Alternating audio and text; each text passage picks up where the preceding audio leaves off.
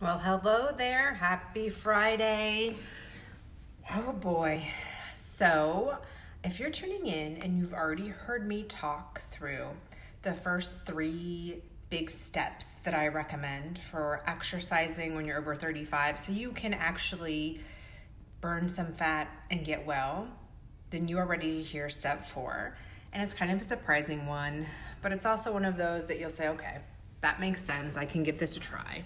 So, to review, step 1 is to prioritize rest. Another surprising one, but here's the deal. When you don't get enough rest, your body starts to produce stress hormone called cortisol, and that can essentially stop your body from burning fat because your body thinks there's a problem and it wants to hold on to your fat in case you need it for that emergency that it's perceiving might be going on.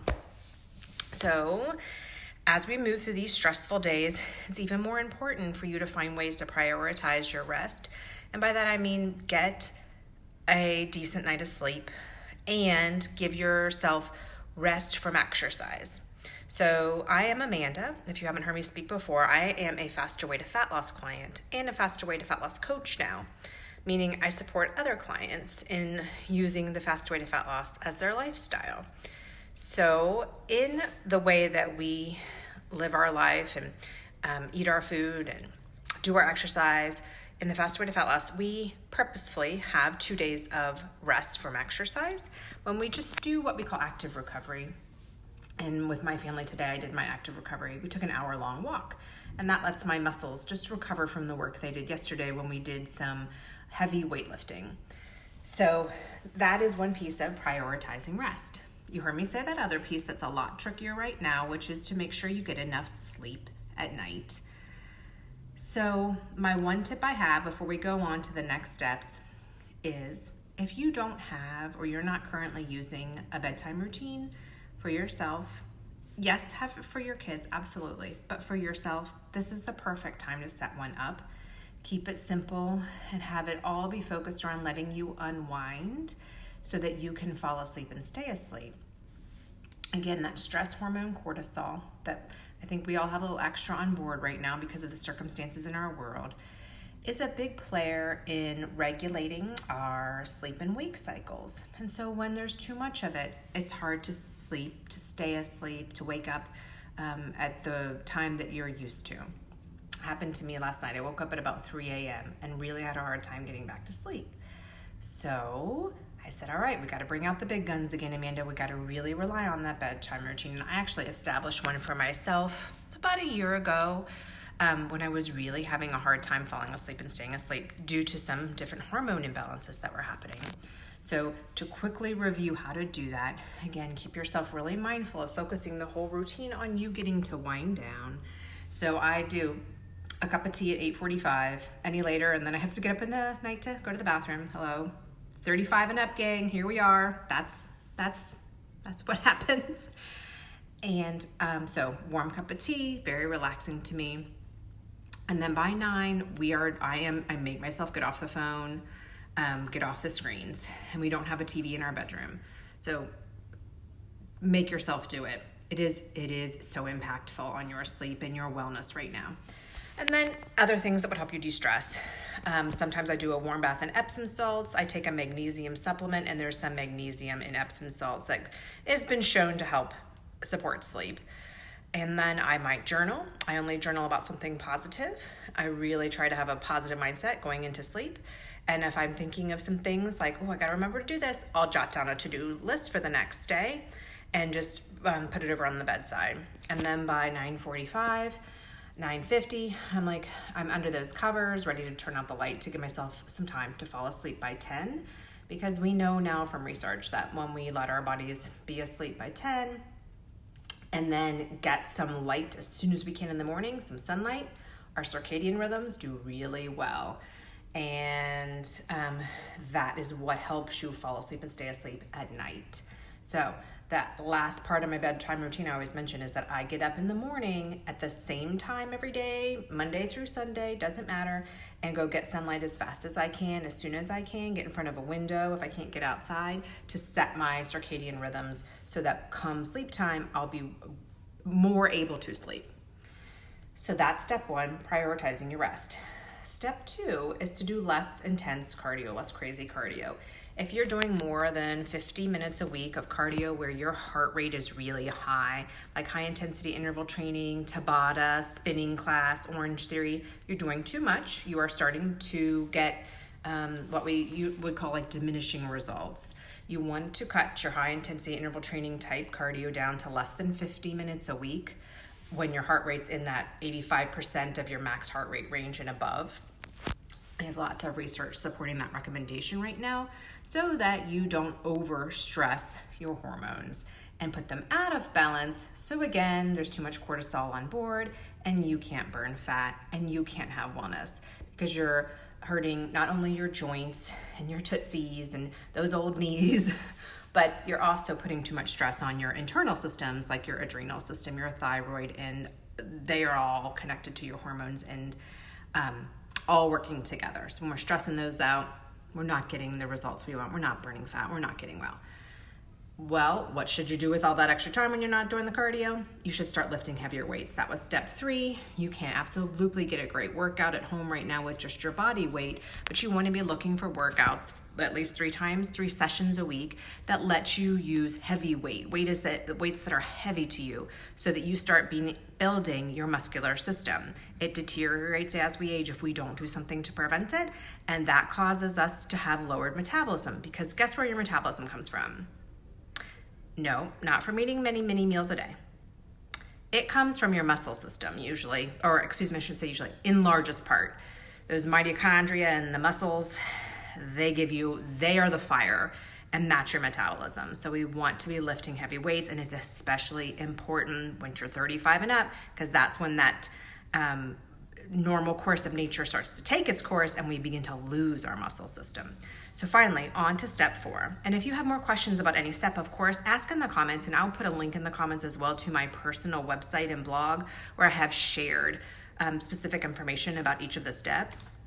And I even have a link I'll put in there for you too, where you can actually see these kind of workouts that I'm talking about. And they're all ones that you can do at home if you want to just check it out. Like, so what does she mean less crazy cardio? What does it look like to use heavy weights? I have videos that I can email to you now with a cool home workout guide.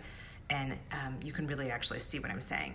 Now, step 4, you won't see a workout about step 4 because step 4 to being able to burn fat and get well in your 35 and ups with exercise is nutrition. Maybe you got away with it all these years before. I know I did. I would exercise so much, especially in college, that I would have like a little bag of Doritos with every lunch and like have all the beer and all the pizza. But again, once you're 35 and up, it is just the normal course of things that our hormones change. And for some of us, it's not going smoothly, and we want it to be smooth. We want to feel well through this time, and we want to work with our hormones. And a fantastic way to do that is with knowing what nutrition you need and how much nutrition you need. And even if you thought you knew it in the past, now that you're in your 35 and ups, there's some new learning to do. So here's what I'm going to recommend, because this is a huge topic. First, I recommend, of course, you join me in the faster way to fat loss. That is the fast track. That is the easy road. That is you're 40 and you deserve to just have the right support and the right information and get it done. I have a round starting Monday, April 6th, and that is what you do with me as a faster way to fat loss coach, is I teach you everything I'm talking about. And I make sure you practice it. I think that's the real beauty of the faster way to fat loss and being a coach, is that we don't just talk about stuff, we do it. So that's answer number 1. Number 2, if you are in a position right now where you have time to download an app and think a little bit each time you eat, you can try this out. Here's what I'm going to suggest. We in the Faster Way and many other people in this world use an app called MyFitnessPal, and it lets you essentially keep a food diary and then have a lot of data about what you've been eating, because it will show you more than just your calories. Of course, it will show you calories, and you could look at that, and that's something to know. But calories are just a measure of energy. What I want you to take the next step and look at there in that MyFitnessPal app, which has a free version. That's what I use every day. I recommend it to my clients. You can look at something called your macronutrients. So the food we consume is made of three things: proteins, carbohydrates, and fats. We need them to survive. Some people will call alcohol the fourth macronutrient. We're not even going to go there right now. So you can download the MyFitnessPal app and you can look at, for the next week, your macronutrients that are coming into your body. So all you'll have to do is when you eat, you will do a little typing in your app and you'll keep a diary of your food. So I just broke my fast with a bowl of oatmeal that had a scoop of peanut butter in it, a tablespoon, and about half a cup of blueberries and half a cup of raspberries. And then I had a glass of soy milk. The soy milk has a barcode on it, so with my app, all I do is scan it and it's in my food diary. Blueberries have a scanner code, the raspberries have a scanner code because I bought them in those packages at the grocery store. My oatmeal came in bulk, so instead of using a scanner code from the app, I had to type in oatmeal, and then I found the option with the green check mark, put it in, and I saw, okay, this is mostly carbohydrates. Not hardly, very little fat, and just a touch of protein in this guy. I saw those berries had very little protein, but some healthy carbs and some fiber, very little fat. And that peanut butter, mostly fat, little protein, not many carbs. And all of that matters because once you're in your 40s, it's not good enough to just get in a certain number of calories. You need the right balance of nutrition, of nutrients, of those big molecules, so that you keep your blood sugar in balance. Your blood sugar is one and the same, connected completely to your insulin that is moving through your body and is able to get into your cells and run your body, or not able to get in there and then collect in your blood and cause you unwellness and eventually type 2 diabetes. So I challenge you to just begin this step 4 nutrition piece of actually exercising in ways that let you burn fat and get well with downloading that MyFitnessPal app. Enter in your food this week when you think of it and see what data you collect. See, do you always eat more fat grams than it's recommending for someone your age and height and weight and activity level? Do you ever hit your carbohydrate goals? And you'll even have a record there of what carbohydrates are you eating. Because remember, I said this is a big topic, but the quality of your carbs, fats and proteins is also going to be very important now in your 40s. You're going to want to look for complex carbohydrates that aren't already almost turned to sugar before they even get into your body. So oatmeal instead of breakfast cereal is a quick example. You're going to even want to look for more fit or healthy fats. So like avocado instead of fried French fries. And you're going to want to look for healthy, more lean proteins, or proteins that offer you fats that your body needs and cannot get other places, like wild caught Alaskan salmon and chicken breast, or delicious plant proteins from beans and legumes and peas and edamame or tofu. So it will be a fun week if you give this a try. I promise you. And this just might be the right time to do it since so many of us are at home and maybe feeling hungry all the time, or just so unwell from all of this stress. This insight you can give yourself into your nutrition as it is right now will be something positive to focus your mind on, and will leave you with data that we can talk about again at the end of the week if you want to reach out to me. And I will do another video and we can even see, where did you end up? What did you notice? And what do you need so that you can feel well and be burning fat? Remember to check out that reference to the workouts that I mentioned in the comments. I will put that there for you in just a moment once I get this video saved. And if you have any questions about how to set up MyFitnessPal for you, just reach out to me in Messenger or in the comments, because it does ask you a few questions that you might not be sure how to answer. About your activity level and how much weight you would want to lose, because it can be used for weight loss. You can also tell it you simply want to maintain your weight or that you want to gain weight.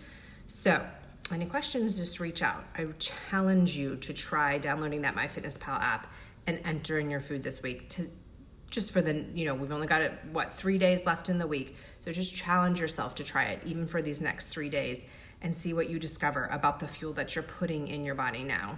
All right. I will check in with you all again soon.